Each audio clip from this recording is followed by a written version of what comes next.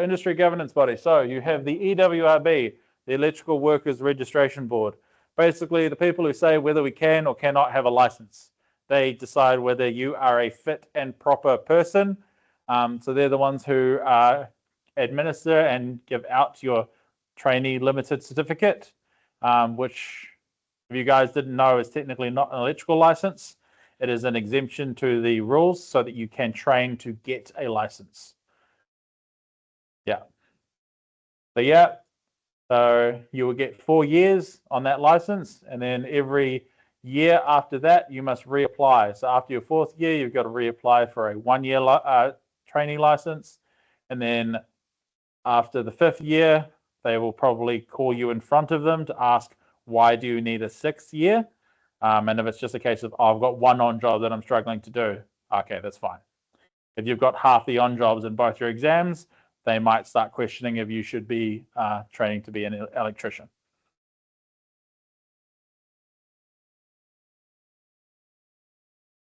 Yep, so you would sit in front of the Electrical Workers Board for that. Maybe not the whole board, but at least 2 or 3 of them. And it may be a digital meeting. So it may not necessarily be that you get hauled into Wellington, which is where MBIE is. So MBIE and Electrical Workers Board share the same office in Wellington on Stout Street. Then you've got WorkSafe. So the Energy Safety Division looks after the electrical side of things, and they are also part of the bodies that will come after you if you screw up. Cool. Then you've got Ministry of Business, Employment, Innovation and Employment, MBIE. They mostly look after the business side of things and your employment laws to make sure you guys are getting a fair shake. You can come with them with any kind of employment concerns. I once had a chat with them because I switched companies halfway through my apprenticeship. I gave them the contract that I had with my previous employer, and they pointed out, you don't have a notice period. So they forgot to put one into my contract. So I could have literally said I quit and left. I didn't. I gave them 2 weeks, and then they put me on garden leave. Cool. So Electricity Engineers Association. So this association is for electrical engineers. So they meet up, talk with each other, and then discuss how the industry is going, and sometimes make recommendations to people like the EWRB and WorkSafe. Got the New Zealand Electrical Inspectors Association. So all of you guys should have been through block course here, apart from 3 of you, which I think went to Napier. So Dave from the tutor, the full-time tutors here, actually sits on the education section for the New Zealand Electrical Inspectors Association, and they talk about how to educate inspectors and try to put together learning material for inspectors and electrical tradespeople to better themselves. I think they're currently working on videos and training material for proper testing, because that's one thing a lot of people out there in the industry seem to be struggling with, is proper testing procedure, especially as new tests come out, new testers get better, and there are still some tradesmen. I think I saw someone post the other day about how they still use their wind-up Mega. We actually have a couple here. You should ask Paul to get it out tomorrow. And then you've got master electricians who used to own ETCO, but then sold it to Skills. So they used to share a building with us. So that area across there that's under construction, that used to be their office. They're now across the road. Yeah, so they are basically the closest thing we have to a union. So they support businesses. I think there is another one coming soon, which is more for the actual individual electrician. So obviously, someone like me, a full-time tutor that does sole trader work on the side, signing up to master electricians with the fees that you pay is not worth it. But a smaller body that just deals with the individual electrician will probably have lower fees and therefore make more sense for someone in my situation. And then you've got ASPEC. So ASPEC are the people that administer your national exam. So this will be your Year 3 Theory and Regulations exam, which you will sit towards the end of your apprenticeship. So once you get to Year 3, register with ASPEC so you can sit your exams. At the moment, the process is that ETCO will book the exam for you. You can give us a preferred date or like day of the week. but there's no guarantee that that is when you'll get your exam. And you require 80% of your attendance to sit your exam. Cool. So legislation. So Electricity Act 1992. This establishes the legal framework for electrical activity, electrical safety, and gives WorkSafe NZ power to enforce the safety regulations. So the Electricity Act is as old as 1992. That makes me feel old. This is where I ask, hey, anyone want to guess my age? Well, let's see. This thing is 1 year older than me. Yeah, cool.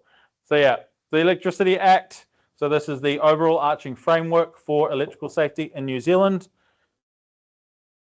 And then you've got the ESRs, the electrical safety regulations. So these define what is legally required for electrical safety in New Zealand. So it categorizes work into low, general, and high risk. So low risk can be done with an ESC. General risk needs a COC. High risk needs to be inspected by an inspector. But some things that are high risk can be low risk when it's maintenance. So if you're replacing an earth stake like for like, it's maintenance. I didn't change the earthing conductor. I just put a new stake in, moved cable from one stake to the other. No, it's like for like. It can be done on an ESC. It's maintenance. Some inspectors will disagree with me, but all of the inspectors who work here in the ETCO office, and there's 3 of them, all agree with me. Yeah. And then you've got the standards. So the same thing defines what's legally required for electrical safety in New Zealand. And then you've got the ECPs, or electrical codes of practice. These provide additional best practice for specific installations, but they are legally required if they're referenced to in the regulations. So if they're in the electrical safety regulations, they are required for you to do it. So if it's quoted in ESR, then you must do these.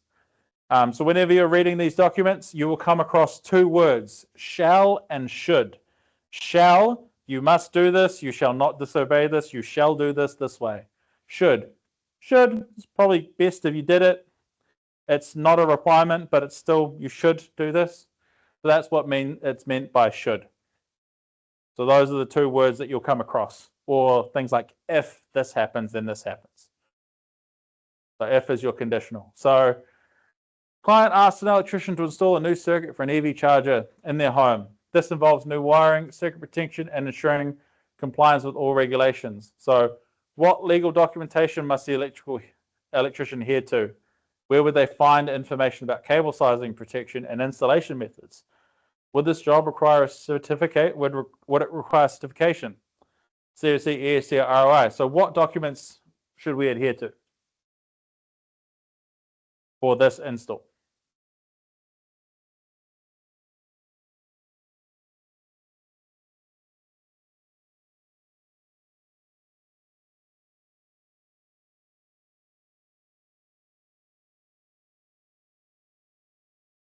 There's a standard for it. Yeah, so for this, you would be looking at the Act Safety Regulations 3000, and then I can't remember off the top of my head, but I believe there is a standard for electric vehicles. I can't remember whether it's cited in the ESRs or the Act yet, but it would still be classed as an ECP, best practice. So find information about cable sizing, protection, and installation method. That would be in the standards 3000, and then whichever one is for EVs. And it would require at the bare minimum a COC. You would not likely need to get the EV charger inspected because as far as I'm aware, it does not fall under the high risk category, but I would double check that. And if it does, then you would be required to get an ROI. So you got any questions about legislation? Anything that's bugging you about all the different legal documents? Or is it all just kind of gobbledygook legal language?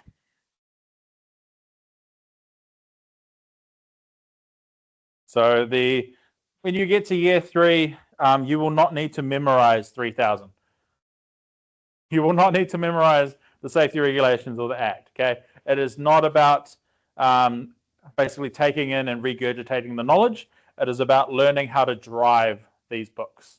So you'll learn how to drive the regulations, how to drive 3000, how to find things. Like we had the exercise when we did night class of where would you find this in this section? You know, dam situations, section 3. Testing, section 8. You'll be basically they will tell you like a situation or basically there will be a question and you'll need to find the answer in the regs book, and then you'll be given 4 or 5 options to choose from. Yeah. So yeah, your year 3 exams are multi-choice because they are all digital. Yeah, I think my class has gone longer than David's and he's confused.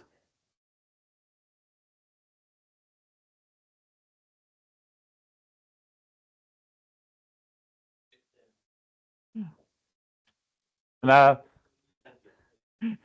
yeah, now that we've finished talking about legal stuff, we start talking about magnetism. So magnetic saturation. So saturation is when the increase in external magnetic field cannot increase the alignment of domains within the material. So we talked about the domains, little arrows that live inside magnetic material or ferrous material, and the external magnetic field basically forces them all to align one way or the other, which is what causes hysteresis losses or ion losses. As we heat or change the magnetic fields, we have to put external force onto it, and that causes heat buildup. So at this point, the material reaches maximum magnetic flux density, and we cannot create a stronger magnetic field. So understanding this is important for designing electromagnets and electromagnetic machines, as it sets a limit on their efficiency and effectiveness. So electromagnetic machines. What's an electromagnetic machine? MRI, magnetic resonance. Yep. What's something a little bit closer to us right now? Yes, motors and generators. They rely heavily on magnetic induction. What's another one that we use a lot in the electrical industry, especially for distribution? Yep, transformer. So transformer and relies on mutual induction. So it allows us to step up and down voltages. And then things like relays or your contactors, they use magnetic electromagnets to do work. So when we talked about reluctance, so basically it is the magnetic equivalent of resistance. So it's the opposition to having a magnetic flux set up in the circuit. They're likened to resistance in an electrical circuit.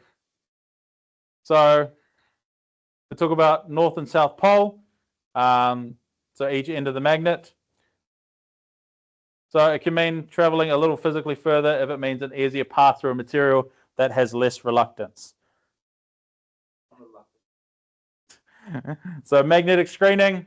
So process in which a magnetic flux is diverted around something by using material the flux would rather travel through. So an example would be Faraday cage. So Faraday cage or Faraday bags are used to protect sensitive electrical equipment from electromagnetic rays. It's also used by doomsday preppers to ensure they have cell phone and other electrical devices when the eventual solar flare hits us and knocks out our entire power grid.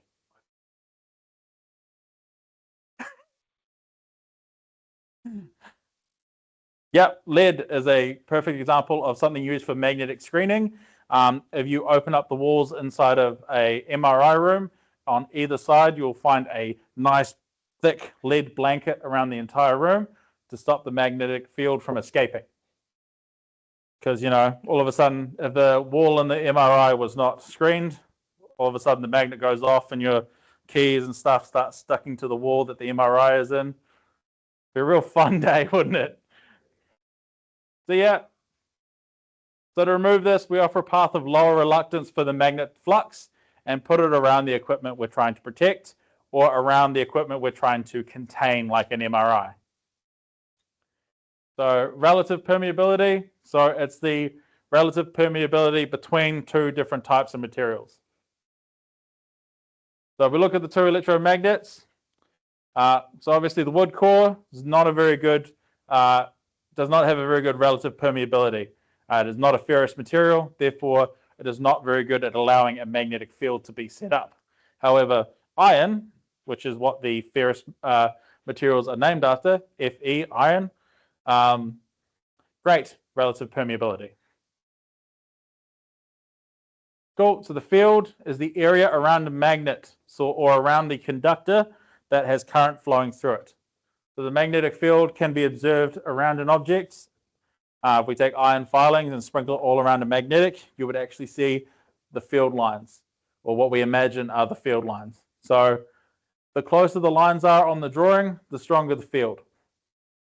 So we draw them from the coming out of the North Pole, around the magnet to the South Pole.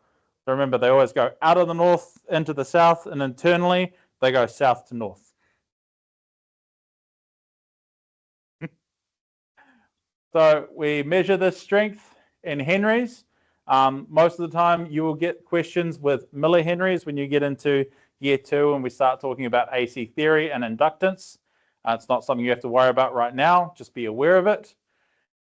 So relative permeability is essentially a multiplying factor that affects how much greater the magnetic strength around the coil can be.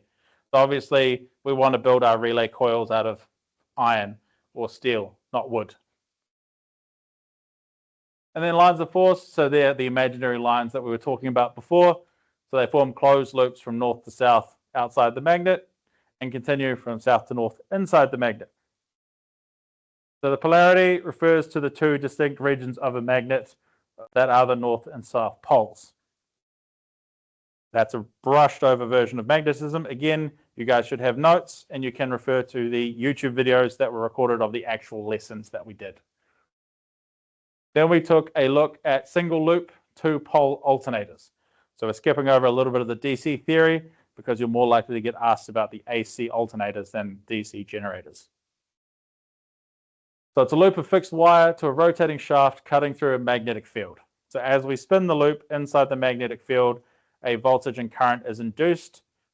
So the voltage is induced first, and then the current is induced if there is a closed circuit. No closed circuit, no current flow. So the stator is a stationary component, either containing a coil winding to capture induced voltage or holding magnetic poles. The slip rings are continuous rings connected to rotor ends that maintain uninterrupted electrical contact. The stationary carbon brushes contact the slip rings, transferring the induced alternating current externally. And this is what it looks like. So you have the coil or the wire loop rotating inside the magnetic field, and we have slip rings and brushes.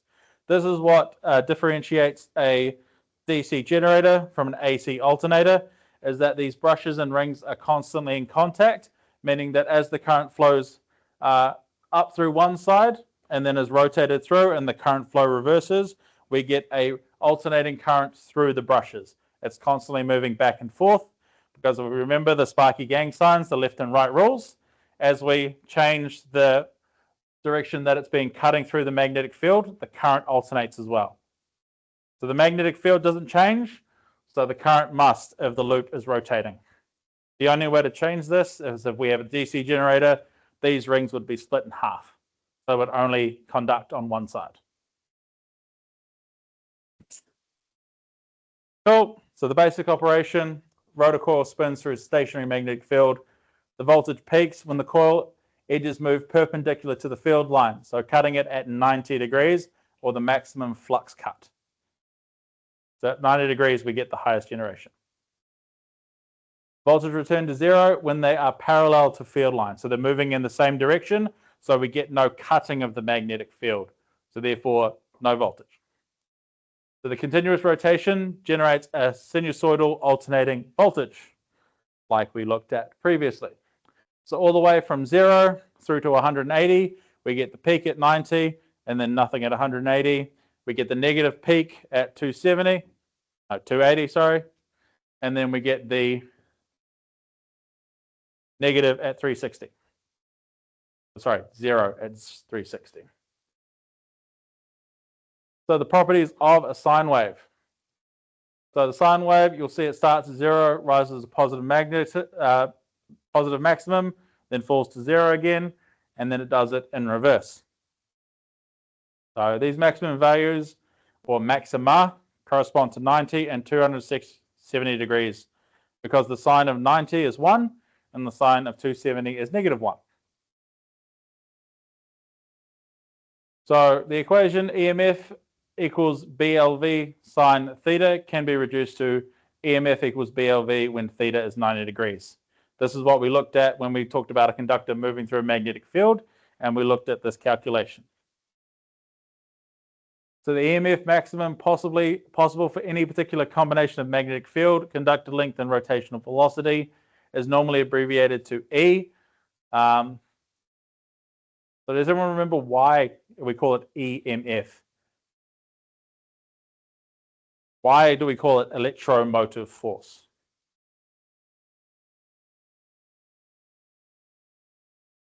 It's basically the force that is pushing the electrons. Electron, motive, motion, force. So it's basically the force that is pushing the electrons through the conductor, which is why we liken voltage to a pressure. So the equation reduces to BLV -1 when it's 270.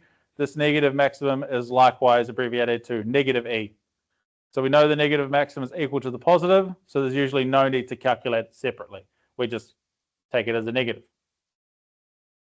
So yeah, from the zero line to the top is known as the voltage peak, and then from the negative to the positive peaks is peak-to-peak values. Cool. So for an example, you've got a conductor loop of effectively 184 centimeters, cuts a magnetic field flux of density of 527 milliteslas, whilst rotating at 2.5 milliseconds. So calculate the peak value of EMF and the resulting peak-to-peak value of EMF. So I'll give you the formula.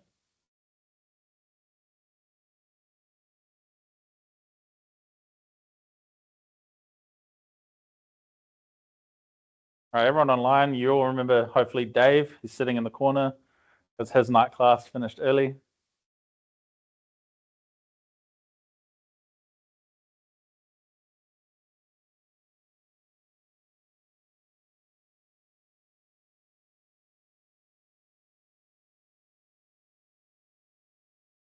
Yeah, more than likely when you set your capstone, you will have to do calculations. But the 4 options you'll be given, unless you have to input a value, you will only be able to calculate the correct one if you use the calculation correctly. It is possible, however, to calculate the wrong value, and they may have the calculated wrong value there for you.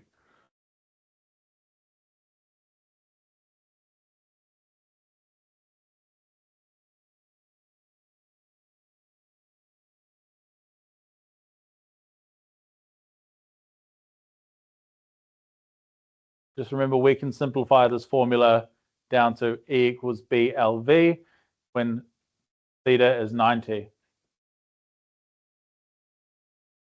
So it's not given us an angle, therefore we just assume it is at 90 degrees.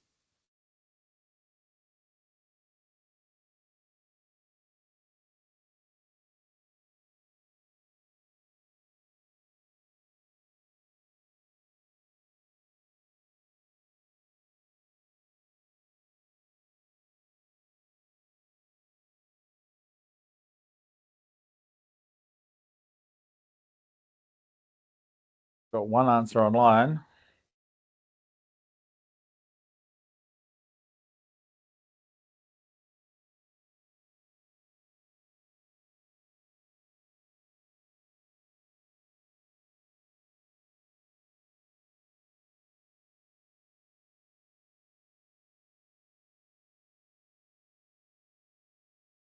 And for those who have forgotten, just remember we need to convert this into meters and Teslas. We don't need to convert the meters per second because that's the value we normally use. So we need to convert 184 centimeters into meters and our 527 milliteslas into Teslas.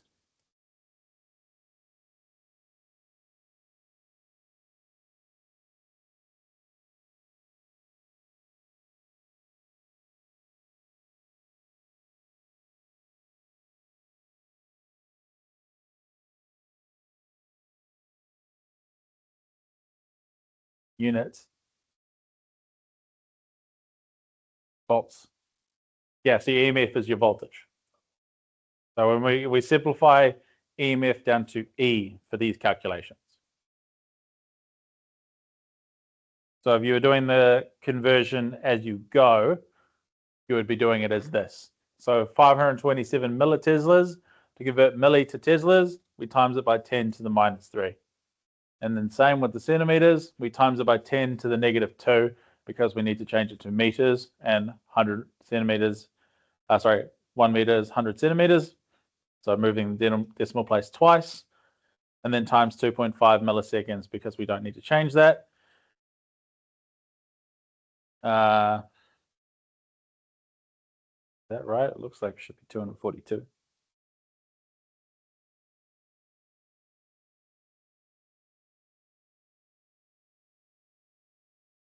Yeah, some people forgot to change the units, I think. Yeah, 2.4242. You got to remember to change the units, otherwise you get the wrong voltages. Cool. So, and then the voltage peak to peak is just double. So we take our 2.4242 and that comes 4.8484. Again, you would round this to 2.42 voltage peak because the 4 rounds down. But then for this one, you would round up to 4.85 because 8 rounds up. Cool. So cycle and frequency. I'll give everyone a chance to just quickly write down all of those numbers into notes because it is good reference if you read it over later. So yeah, it's not a huge voltage simply because it's not a very strong magnetic field and it is not spinning very fast. So if you think about how fast some turbines and generators, hydro generation alternators spin, they spin a little bit faster than this, and they would probably have a slightly stronger field strength or flux density, sorry.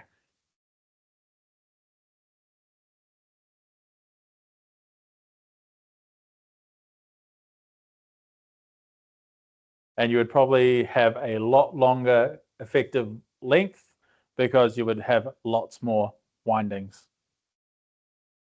So that is how you increase the amount of current you generate. You increase flux density, you increase the length of your conductor, or you increase speed. That's why high-speed generators or alternators are usually a lot smaller because they spin at higher speed, and if they were bigger, you couldn't get them up to speed.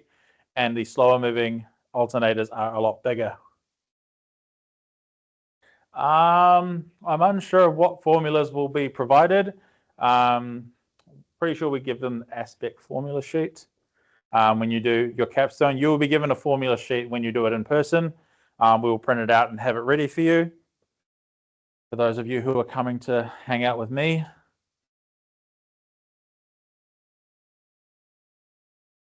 Hey, I get to do 2 capstones in 1 week. I've got you guys, and then I've got my Thursday class, which is year 2.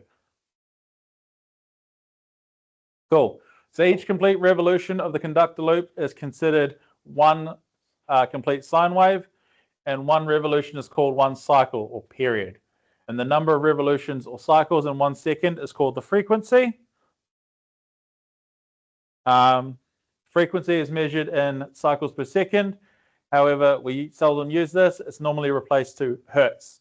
So you'll heard of New Zealand operates at 50 hertz, so 50 cycles per second. And then America decided to be different and work at 60. Because, you know, America, if no. So the frequency of the electrical main supply in Great Britain is 50 hertz, just like here. So to generate this frequency, the power station generators have to rotate at 3,000 RPM. Which is why if you have a 2-pole motor, you will have a 3,000 RPM motor. You will learn this in year 2.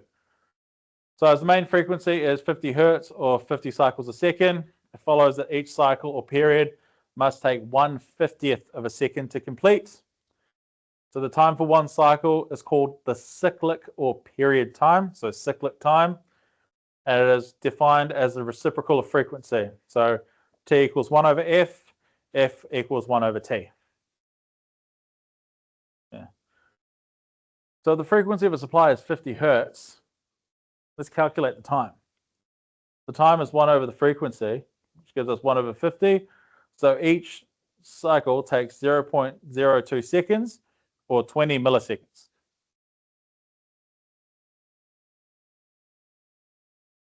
Yeah. So this is how it spins. So as you see, as it's parallel or traveling parallel with the north and south pole, we get 0. But then as we get towards the peak, we get peak voltage because it is cutting 100% at 90 degrees. So instead of marking the horizontal axis in angles, it could be easily be measured in time. So we can figure out over this 20 milliseconds, we can give a time period and figure out where it corresponds. So for one cycle of mains frequency, 90 degrees corresponds to 5 milliseconds, 180 to 10, 270 to 15, 360 to 20 milliseconds. So I'll just go over these. I don't want you to try and work them out because we have done it before. So EMF induced at any particular point in the cycle is called an instantaneous voltage. So we've seen EMF induced at 90 degrees or 270 as a maximum and is abbreviated to E. So we can figure out the voltage at any other angle using the E BLV sine theta. So E equals BLV and E equals BLV sine theta. So therefore, E is equal to the E, or the maximum value, times that same sine of theta. So instead of figuring out all of this, if we already know our maximum voltage, we can figure out our instantaneous voltages. Then we can also use it to figure out our time. So we have a peak value given, so we can calculate the instantaneous value after so many times. So we know one period takes 20 milliseconds, so the frequency is 50 hertz. So the equivalent of 360 over 20 is 18 degrees. So then we can multiply that 4 milliseconds by our 18 degrees and get 72 degrees. Which gives us E equals E sine theta. So 339.411 times the sine of 72 degrees, which gives us 322.799 volts. You probably will not be asked to do this in your capstone. But this is stuff that, if you want to get deeper into the theory, it's nice to know. Yeah, okay, true. Andrew Healy might be a prick. I don't know. It's recording too. It's my mission to see if I can get fired. Cool. 72 equals 4 milliseconds. 90 degrees equals 5 milliseconds. I said that on camera too. Cool. So therefore, 1 millisecond is the equivalent of 360, 18 degrees. 19 milliseconds is 18 degrees times 19, 342 degrees. So E equals E sine theta, 339.411 sine of 342 gives us a negative 104.884 volts, which is down here. Cool. And then we talked about the root mean square. So basically,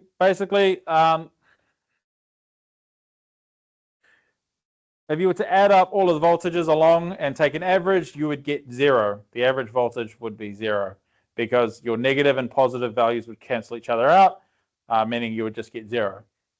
So instead, we know it is 0.707. Basically, the root mean square, we squared every single instantaneous voltage.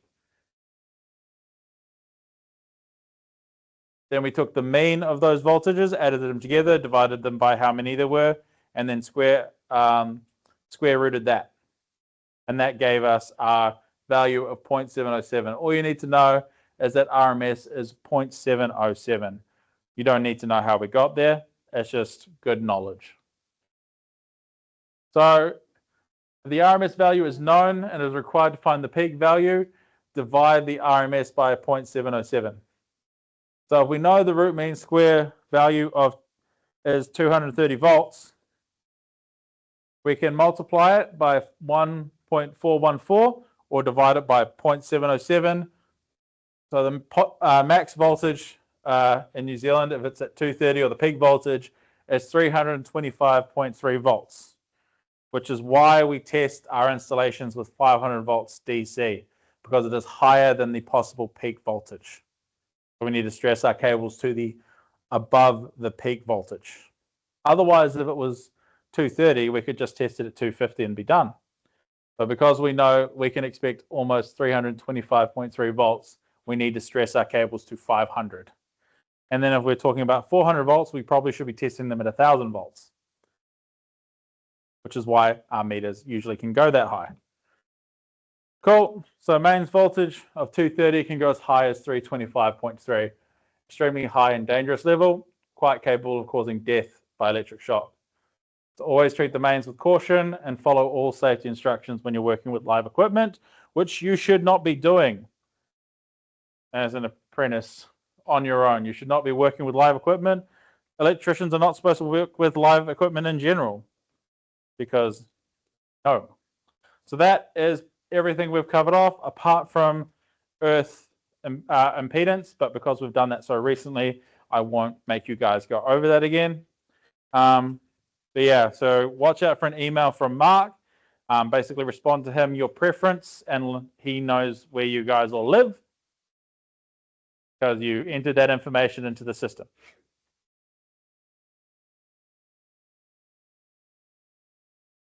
Yeah, I mean, if I could be bothered, I could go through SAMs and figure it out, but I don't have time for that. Cool. So we'll call it there, unless anyone online or in person.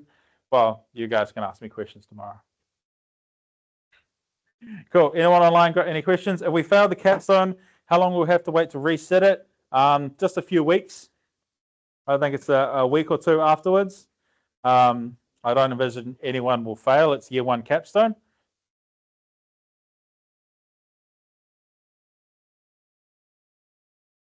But yeah, so if you fail, you will be able to reset it within a few weeks. We may just let you carry on with year two and then reset it after a little while. Or you may have to go into a gap year and then set it with the next lot of year ones.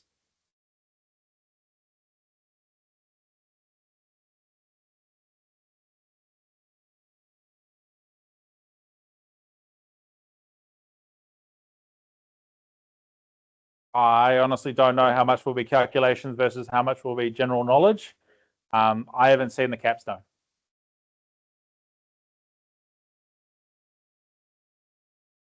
There is calculations involved in the test, isn't there? The practice test? Okay.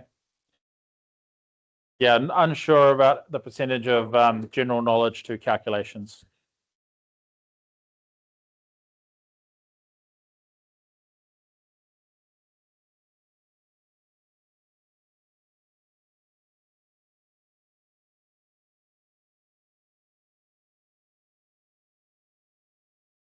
Yep, once year one's finished, the cap